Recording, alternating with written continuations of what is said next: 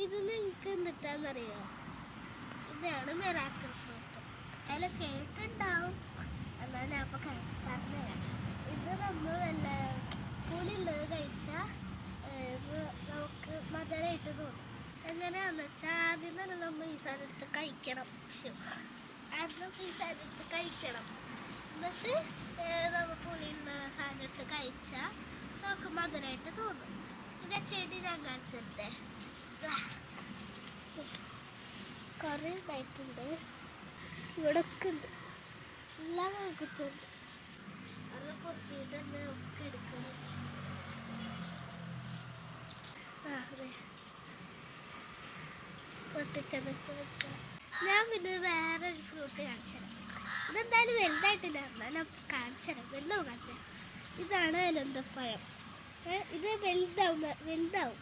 അപ്പം ഞാൻ കാണിച്ചു തരാം. നമുക്ക് കടയിലൊക്കെ മേടിക്കാൻ കിട്ടും. പിന്നെ ഇത് ചെറുതാണ്, ഞാൻ വലുതാവുമ്പോൾ കാണിച്ചു തരാം. നമുക്ക് ചിലപ്പോൾ മേടിക്കാൻ കിട്ടുമോ? അത് മേടിക്കാൻ കിട്ടും, ചെടിയായിട്ട് മേടിച്ചാൽ കിട്ടും. മേടിച്ചാൽ ഇങ്ങനെ കിട്ടും.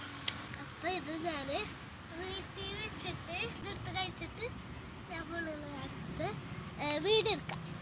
അത് ഞാൻ എടുക്കാം കേട്ടോ. ഇതെടുത്താ നല്ല പുളിയാണ്.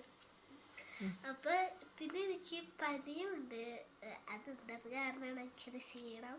അത് ഞാൻ കാണിച്ചു തരാം. നേരെ മിറാക്കിൾ ഫ്രൂട്ട് കഴിക്കാൻ പോവാണ്. 1 2 3.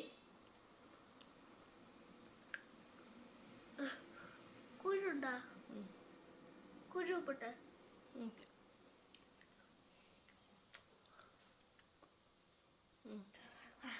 ഇത് കഴിച്ചിട്ടുണ്ട്. ഉണ്ടാക്കാം. മധുരം